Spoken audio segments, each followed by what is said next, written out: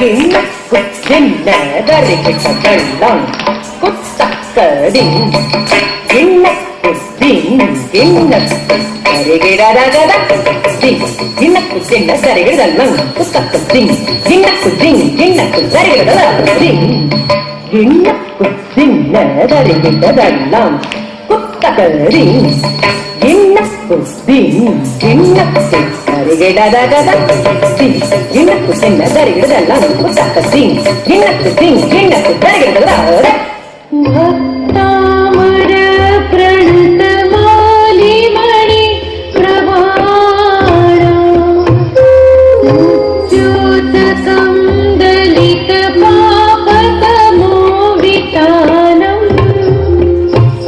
सम्यक् प्रणम्य जिनपादयोगं युगाना वालम्बनं भवजले पततां जनानां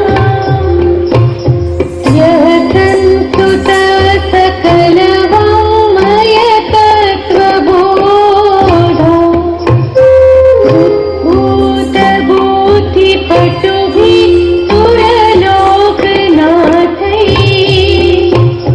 स्तोत्रैः जगत्त्रितयचित्तहरैः हृदारैः तोष्ये किलाहमपि तं प्रथमं जिनेन्द्रम्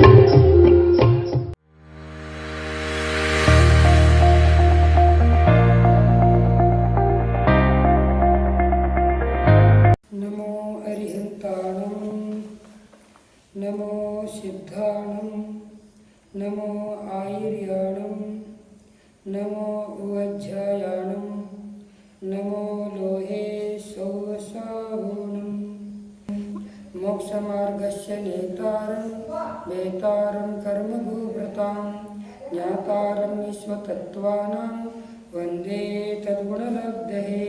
जय बिलंसा परमो धर्म की पार्श्वनाथ भगवान की बाहुबली भगवान की संत शिरोमणि आचार्य गुरुवर विद्यासागर जी महाराज की दशलक्षण पर्व की जय बोलो पुण्य सागर मुनि महाराज की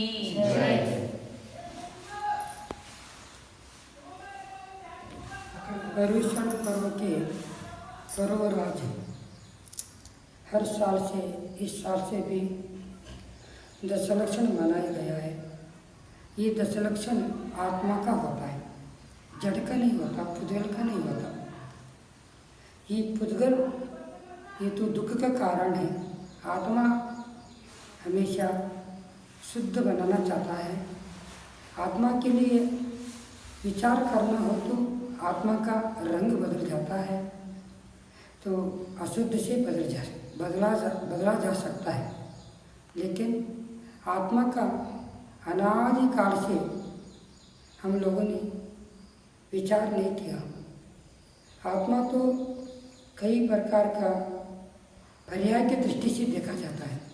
ये दशलक्षण मनाया गया हर साल से, इस साल से भी अच्छी तरह से मनाना होगा। आत्मा के लिए विचार करना हो तो आत्मा का रंग बदल जाता है, तो अशुद्ध से बदला जा सकता है। लेकिन आत्मा का अनादिकाल से हम लोगों ने विचार नहीं किया। आत्मा तो कई प्रकार का पर्याय की दृष्टि से देखा जाता है। ये दशलक्षण मनाया गया हर साल से, इस साल से भी अच्छी तरह से मनाना होगा। दशलक्षण मनाना उद्देश्य हमारा मन को परिवर्तन करना, योग आश्रम को सौंदर्य के रूप में लाना। जब तक ये दशलक्षण श्रावकी के लिए हर साल में 3 बार आ जाती है और हम लोग अच्छी तरह से एक बार करेंगे तो भी कसाय मंद हो जाता है। कसाय मंद हो जाने के लिए, कर्मों को मंदता करने के लिए ये दशलक्षण मनाया जाता है। ये दशलक्षण हर व्यक्ति के लिए नहीं कर पाते। तो संगी पंचेंद्र जीव, उसमें भी भव्य जीव, उसमें भी लब्धि चाहिए, देशना लब्धि चाहिए। इस सुनने के लिए भी पावन हो जाएगा मन। लेकिन नेशनल बुद्धि कब तक नहीं सुनोगे जब तक के लिए आपका आत्मा का कल्याण नहीं कर सकते। हम लोग जहाँ भी रह करके, घर में भी रह करके दशलक्षण को मनाओ, पूजा करो। तो जहाँ भी रहो, तो मंदिर में आपको नहीं मिलेगा तो घर में रह करके 10 दिन पूजा मन लगा करके करो, तो करना ही पड़ेगा। तो ये भावना भाव, ये दशलक्षण हम लोगों के लिए अति उत्तम पावन दिन है। तो इस बार आप लोगों ने दशलक्षण का, दसों धर्मों का एक साथ सुनेंगी तो आपका नरकायु बंद नहीं होगा। बहुत बड़ा ये रोग आ गया, लेकिन हमारा शरीर में करोड़ों करोड़ों रोग है। सुच चंगुल में तो करोड़ों रोग है। ये शरीर आप लोगों के मालूम है 9 द्वार से भरी गई है, और ये शरीर किराई है, कार गाड़ी जैसे है, लेकिन इसमें आत्मा है। लेकिन इस बार आप लोग अच्छी तरह से धर्म करो और आयु अच्छी तरह से बंद करो। लेकिन मरण कब आएगा मालूम नहीं है, लेकिन धर्म कभी भी छूटेगा नहीं। संसार छूट सकता है, संसार बढ़िया है, लेकिन धर्म अनादिकाल से अभी भी है, आगे भी रहेगा। लेकिन आप लोगों के लिए ये समझ लेना चाहिए, हमारा धर्म को छोड़ना नहीं है। तो आपको एक क्रोध को त्याग करना है, मान को त्याग करना है, और आपको 10 धर्मों का याद रखने का भावना रखना है। तो जब तक जीवन में त्याग नहीं होगा तो हमारा आत्मा भगवान नहीं बन नहीं सकता। लेकिन आज ही मरण होने के बाद भी डरना नहीं, लेकिन उसका मरण के साथ हमारा स्वर्ग में भी जा सकते हैं, 16 स्वर्ग तक जा सकते हैं।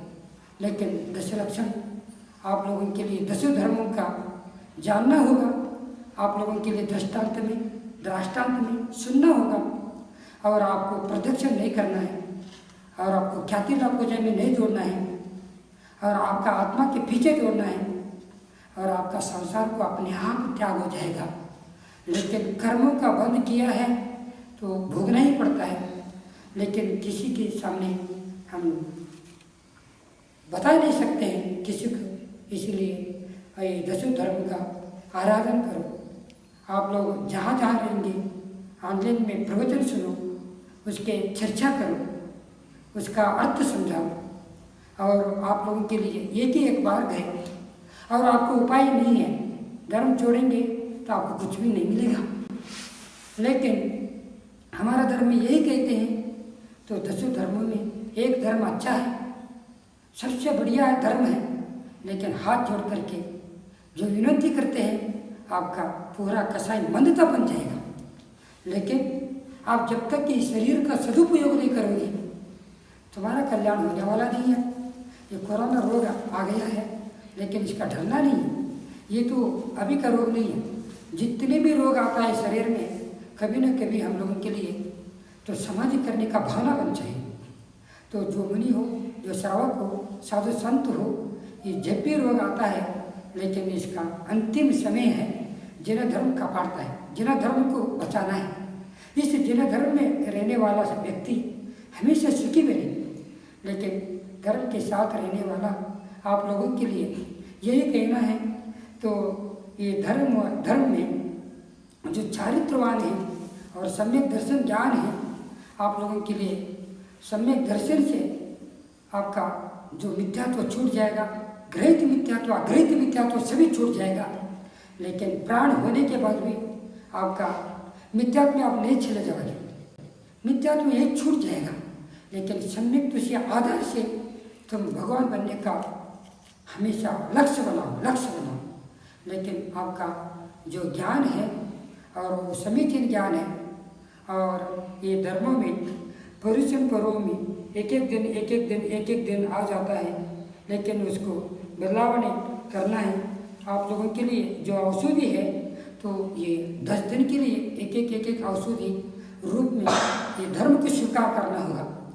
धर्म हमारा भावना को शुद्धि कर लेता है और शुभोपयोग में आ जाते हैं, और उसके बाद शुद्धोपयोग में आ जाते हैं। उसके बाद हम लोग कभी न कभी मुनि बन सकते हैं, कभी न कभी तीर्थंकर बन सकते हैं, कभी न कभी आप लोग जिन्होंने संपत्ति आराधना करो, दस लक्षण का आराधना करो, तुम्हारा जीवन पावन हो जाएगा। और ये भाव नहीं, अगले भाव नहीं, अनंत भाव ऐसे आ भी सकता है। लेकिन आप लोगों के लिए मेरा कहना है, मेरा आशीर्वाद है, मेरे गुरुवर यही कहते हैं। लेकिन अर्थ पुद्गल परावर्तन में हम बनाना चाहिए। लेकिन सम्यक दर्शन होने के बाद तुम भटकोगे नहीं, तुम अटकोगे नहीं, तुम्हारा धर्म तुम्हारा साथ में रहेगा। जब छाव हमारे साथ में रहते हैं, लेकिन धर्मात्मा के साथ रहना है, तो यही कहना है। और आज का दिन हम लोगों ने पर्यूषण पर्व कल से दशलक्षण शुरू हो जाएगा। और आज के दिन हम लोगों ने रूपरेखा बनाना है। और रात में कुछ भी नहीं खाना, पानी भी नहीं पीना और कुछ भी दवाई नहीं लेना। 10 दिनों के लिए आपका बनती कोशिश उपवास करना, एकासन करना, 2 बार भोजन लेना, नहीं तो 1 बार भोजन लेना और शाम को फल फ्रूट लेना। और ये पूरा हमारा ये शरीर के लिए जो पर्व आया है, तो ये आप लोगों के लिए अवतार के शरीर को लेकर के कत्ल करूँगा। लेकिन आपको मालूम पड़ेगा परम अवतार का शरीर बन सकता है, लेकिन ये अवतार के शरीर में रहने वाला है। 100 उम्र में रहते हैं और हम भी आज मर सकते हैं, कल भी मर सकते हैं, लेकिन इसको कोई भरोसा नहीं है। लेकिन इसका परिणाम सुधारना है, लब्धि को पावन बनाना है। लेकिन कर्ण लब्धि में आ जाना, आप लोग ज्ञानोदय मंदिर में आप लोग वहीं पर सुन करके आप लोगों का कल से शुरू करेंगे। ज्ञानोदय मंदिर में बहुत विशाल मंदिर है और भगवान चंद्रप्रभ है और मूर्ति है। वहाँ बैठ करके आप लोगों ने दशलक्षण मना रही है। दशलक्षण का महत्व समझ करके और दशलक्षण में विधि विधान को समझ करके और बच्चे से लेकर के बच्चों को यही कहते, मैंने ज्ञानोदय मंदिर में आ गए थे, सभी बच्चे पाठशाला में आते हैं और वो बच्चों के लिए दशलक्षण का पूजा आराधन और उनके योग्यता है, उनकी एबिलिटी है, उनके सामर्थ्य है। और ये दशलक्षण आप लोग हर जगह में कर लेना। इतने कह करके मेरा सभी लोगों के आशीर्वाद है। कर्नाटक के नहीं, पूरा भारत के लिए आशीर्वाद दे रहा हूँ। सभी लोग धर्म करना चाहिए, लेकिन जहाँ बैठ करके धर्म करते हैं और मेरा आशीर्वाद आपके लिए सतत रहेगा। गुरुवर यही कहते रहते हैं, कुछ भी नहीं है, एक दिन सब छोड़ करके चलने वाले हैं, तो हम लोगों के लिए खाली खाली हो जाना चाहिए। तो जो भी हम टच करेंगे उससे रोग वायरस बन जाता है। लेकिन ये जब तक हम लोग ये चातुर्मास में, श्रावण मास में पर्यूषण पर्व को मनाना चाहते हैं, लेकिन सबको त्याग करने का हर व्यक्ति देखते हैं। अभी हम स्वर्ग में देखते हैं और भूत पिशाच व्यंतरवास को देखते हैं, सभी लोग तरसते हैं। हम भी दशलक्षण को मनाएंगे, हम भी मुनि को आहार देंगे, हम भी मनुष्य बन करके समाधि मरण करेंगे। वहाँ से लोग तरसते हैं। समाधि के अलावा कुछ भी नहीं है। हर व्यक्ति तपस्या करना होगा, तपस्या से अच्छा लगेगा। ऐसे ही धर्म का सिखाने वाले ऐसे बच्चों को जन्म ले लो, ऐसे बच्चों को पैदा कर लो, ऐसे बच्चों को पैदा करो। वो धर्म को कभी मिट नहीं सकता। धर्म हमेशा जीवित रहता है, शरीर जीवित नहीं है। व्यवहार नहीं से इसको हमारा मरण नहीं हुआ और बैनर्जी का मरण नहीं हुआ, लेकिन उनका शाश्वत है आत्मा को कुछ भी नहीं होता। ऐसे ही आप लोगों के लिए आशीर्वाद है। ये पर्यूषण पर्व के लिए सभी ज्ञानोदय मंदिर नहीं, पूरा बेंगलुरु में जहाँ हमने चातुर्मास किया था, सभी जगह में मैंने विहार किया था। पूरा कर्नाटक में आप लोगों के लिए, पूरा भारत में सभी लोग दशलक्षण मनाएंगे। तो अपने आत्मा के लिए वो संक्रमण रोग है उससे दूर रहना, पूजा करने से वो पूरा संवर हो जाता है और वायरस पूरा भस्म हो जाता है। पूजा से मंत्र से अच्छा हो जाते हैं। ओम ह्रीम सर्वरोग शांतिम कुरु स्वाहा पार्श्वनाथ मंत्र है, ओम ह्रीम अरम नमः है और दशलक्षण का मंत्र है। इस मंत्र को जाप करो तो सब आप लोगों के लिए ठीक हो जाएगा। मेरा यही कहना है। तो जहाँ भी आप लोग रहते हैं वहाँ पर अच्छी तरह से रहिए और संक्रमण रोग है इससे बच के रहना है। और आप लोगों के लिए तो जितना बनता है उतना पूजा पुनस्कार करना है और आप लोगों के लिए मेडिटेशन करना है, तपस्या करना है और आपका गर्म पानी पीना है और आप लोगों के लिए रात्रि बिल्कुल कुछ भी नहीं लेना है। और जितना आपका कफ पित्त वात मूल रोग रहता है, मेरा ये कहना है द्रव्य क्षेत्र काल भाव को लेकर के हमारा ये जीवन को सुधारना है। और बच्चों के लिए देख करके अभी बताते हैं, छोटे बच्चों के लिए और उम्र होने के लिए बहुत लोगों के लिए दिक्कत आती है। इतना कह करके जय बोला हिंसा परमो धर्म की जय।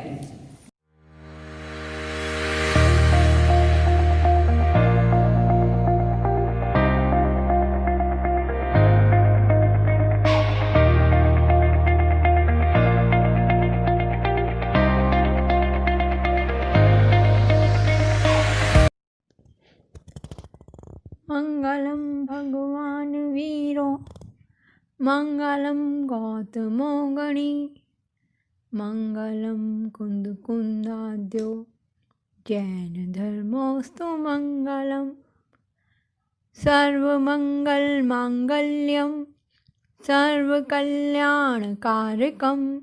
प्रधानाम सर्वधर्माणाम जैनम जयतु शासनम जैनम जयतु शासनम जैनम जयतु शासनम। देवाधिदेव 24 तीर्थंकर भगवान की जय। अनंतानंद सिद्ध परमेष्ठी भगवान की जय। द्वादशांग जिनवाणी माता की जय। समस्त मुनि संघ की जय। आचार्य श्री कुंद कुंद महाराज की जय। आचार्य श्री विद्यासागर जी महाराज की जय। सभी को सादर जय जिनेन्द्र। जैन धर्म आत्मधर्म है जिसमें सब कर्मों से मुक्त होकर निजात्मा सिद्धालय में पहुंचकर अनंत सिद्धों के साथ अनंत काल तक रहे, यही हमारा एकमात्र लक्ष्य है। उस मोक्ष की प्राप्ति का उपाय न केवल रत्नाक्रय का बोध करना है, बल्कि उस पर आचरण करना भी जिन धर्म का आधार है। निगोद से सिद्धशिला की यात्रा को सुगम करने के लिए, कर्मों को बुद्धिपूर्वक निर्जरा करने के लिए जिन दर्शन में कई पर्व बताए गए हैं, ये पर्व मौज मस्ती के लिए नहीं है, बल्कि इनका अभिप्राय भक्ति, पूजा, संयम, तप, आत्मचिंतन के माध्यम से दैनिक जीवन के आरंभ परिग्रह संबंधित दोषों का परिहार करना है। जैन धर्म का मूलभूत सिद्धांत संसार बढ़ाना नहीं, संसार घटाना है। आत्मविशुद्धि ही जैन धर्म का सार है। जिन धर्म के मुख्यतः 2 पर्व समूह लोक में प्रसिद्ध हैं, 8 दिन की अष्टानिका या अठाइयाँ जिनमें भक्ति और पूजा की मुख्यता रहती है, और 10 दिन के पर्युषण या 10 लक्षण धर्म पर जिनमें आत्मचिंतन, संयम और तप की प्रमुखता रहती है, और इन्हीं के द्वारा पापों का प्रक्षालन कर आत्मा की निर्मलता प्रकट होती है। आत्मा की मलिनता का शोधन करना ही इस पर्व का उद्देश्य है। हमारी इस पर्याय का समता से समारंभ हो और संलेखना पर समाप्ति हो, यह हर श्रावक का स्वप्न है। इसीलिए ये पर्व वर्ष में 3 बार आते हैं। 6 महीना बीतने से पहले ही आते हैं, जिससे समय रहते हम आत्मविश्लेषण द्वारा अपनी कषायों व पाप क्रियाओं से स्वयं को अवगत करा सकें। संयम, तप, धर्म, ध्यान द्वारा अंतरंग की मलिनता का शोधन कर सकें। अनंत काल से अनंत काल तक होने वाले कर्मों के आश्रय से संतप्त आत्मा को समता के अमृत से सींचकर निर्मल व शुद्ध कर सकें। कैसे संभव होगा यह? होगा, अवश्य होगा। 10 धर्मों के 10 दीपक द्वारा अंतःकरण में ज्ञान की ज्योति जगाएंगे, जिससे अज्ञान, प्रमाद व कर्म का अंधियारा छट जाएगा। क्षमा, विनम्रता, सरलता, शुचिता जो आत्मा के पारिणामिक स्वभाव हैं, इन्हें प्राप्त करने के उपाय हैं सत्य, संयम, तप और त्याग। ये पुरुषार्थ करके आत्मा को आकिंचन व ब्रह्मचर्य गुणों की प्राप्ति करना ही जिन धर्म का सार है। यही मोक्ष मार्ग की 10 सीढ़ियाँ हैं। इन 10 धर्मों को जीवन में अंगीकार करने से एक नई ऊर्जा, एक नई आत्मशक्ति का संचार होता है, जिससे श्रावक का मोक्ष मार्ग प्रशस्त होता है। आइए आज हम सब मिलकर उत्तम क्षमा पर्व के शुभ अवसर पर अपने मन व आत्मा की समस्त कलुषता को क्षमा व समता के अमृत से धो डालें। जिससे कोई अपेक्षा थी, जिससे कोई शिकायत है या जिससे कोई नाराज़गी है या थी, उन सब को हृदय से क्षमा करें। हमने आज तक जब कभी भी किसी पर भी क्रोध किया हो, किसी भी कारण से हमारा दिल दुखा हो, हमें अपशब्द सुनाई पड़े हों, हम उन सब को आज क्षमा कर दें। क्यों करें हम ये क्षमा? क्या ये क्षमा ज़रूरी है? हाँ, ज़रूरी है, बहुत ज़रूरी है। इस लोक में निर्दोष को यदि कोई है तो केवल जिनेंद्र भगवान है, केवली भगवान है।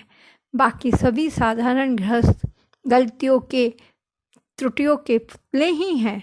सभी अज्ञानतावश कहीं ना कहीं कोई दोष युक्त हैं। छोटी बड़ी भूल सबसे होती ही रहती है, हम भी उनमें से ही हैं।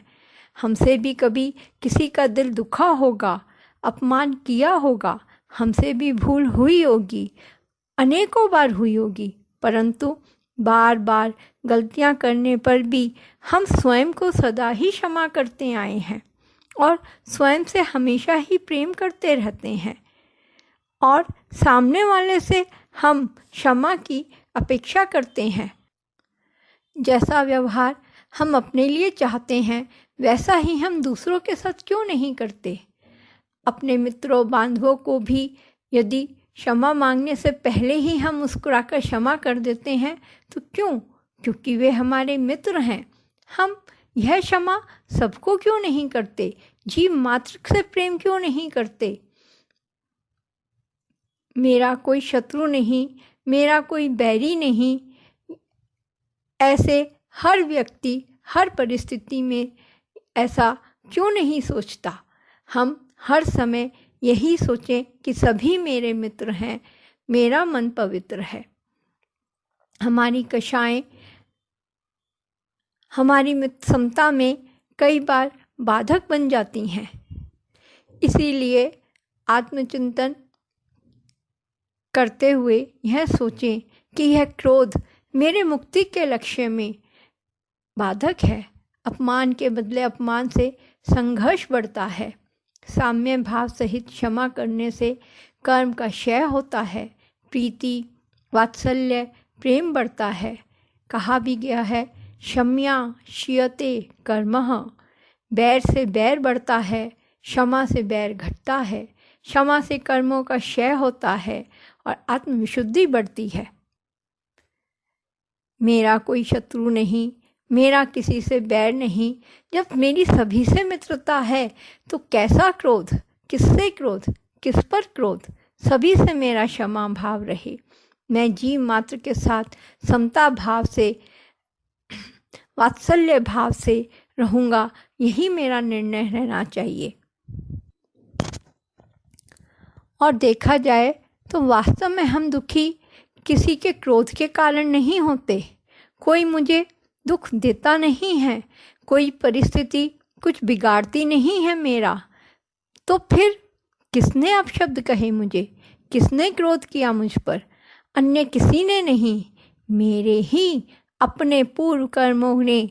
वास्तव में अब किसी भी जीव, अन्य किसी भी जीव में मुझे दुख पीड़ा पहुंचाने की शक्ति ही नहीं है। जो कुछ भी हुआ या हो रहा है वह मेरे पूर्वकृत कर्मों का फल है। विपरीत परिस्थितियाँ, कोई विपरीत वचन, वस्तु, व्यक्ति, सब कर्मों के अनुसार ही हैं। हम पढ़ते हैं, जे करम पूरब किए खोटे, सहे क्यों नहीं जियरा। अति क्रोध अग्नि बुझाए प्राणी, साम्य जल ले सियरा। और ये विपरीत परिस्थितियाँ वास्तव में मुझे मेरी आध्यात्मिक उन्नति का अवसर प्रदान करती हैं। सदा समता या क्षमा भाव रखना ही मेरा मोक्ष मार्ग का साधन है। क्षमाशील होना कोई कायरों की बस की बात नहीं, बल्कि वीर और महावीर ही क्षमाशील होते हैं। दीपायन मुनि की तरह क्रोध से नगर भस्म करना सरल है, लेकिन महावीर की तरह, पाशुपतिनाथ की तरह रुद्र या कमठ को क्षमा करना यह सब जीवों के बस की बात नहीं। ऐसा केवल कोई वीर पुरुषार्थी ही कर सकता है। और हम तो महावीर के वंशज हैं। महावीर नहीं, वीर तो बन ही सकते हैं। क्रोध को शांत करने के लिए अपने में रहना आवश्यक है। अपना मतलब आपे में रहना आवश्यक है। आपा यानी आत्मा। जितना हम अपनी आत्मा के नज़दीक रहेंगे, उतना आत्मा के गुण हमारे विकसित होंगे। आत्मा व मन की कलुषता को दूर करके हम अबर अपनी ही आत्मा के साथ रहें, क्योंकि क्षमा कोई बाहरी प्रयास नहीं है। ये बाहर से लाने वाली स्थिति नहीं है। यह तो आत्मा का स्वभाव है। विभाव है तो क्रोध है। क्षमा तो अंतरंग का, आत्मा का परिणामिक स्वभाव है। यह कोई ओढ़नी नहीं है जिसे ऊपर से ओढ़ लिया जाए। यह आत्मा का अंतरंग गुण है जो आत्मा में रचा बसा है। यह जीव को समतावान, उदार व सहिष्णु बनाता है। जैसे धरती है, जैसे वृक्ष है।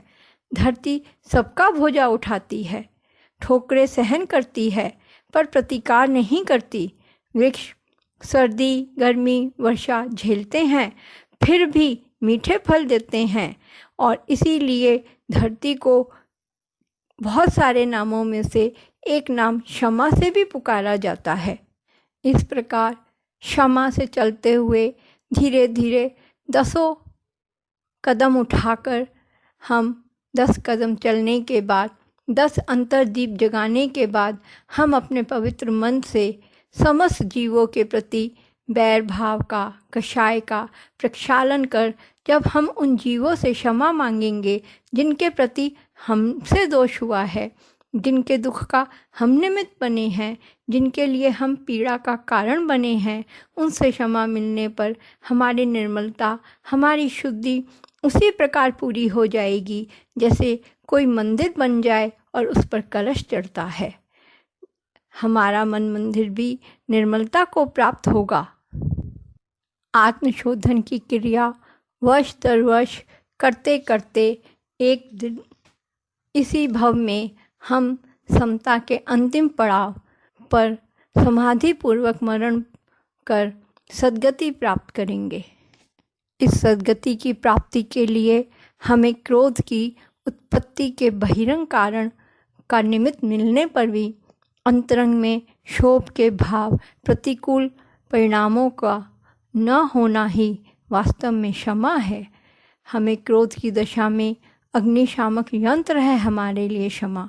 क्षमा एक ऐसा शक्तिशाली अस्त्र है जिसके द्वारा कर्मों से युद्ध जीता जा सकता है तथा हृदय में साम्य भाव का होना ही क्षमा है। खम्मामि सब जीवाणम सव्ये जीवा खमंतु में मित्ति में सब भूदेषु बैरम मध्यम णकेणुमि। कालांतर में इसी प्रकार क्षमा को धारण करते हुए, इसी मार्ग पर चलते हुए, समता रस में भीगते हुए कषाई से निकषाई बने हम सब मोक्ष मार्ग के पथिक बने, मोक्ष में अवस्थित हों, यही मंगल भावना।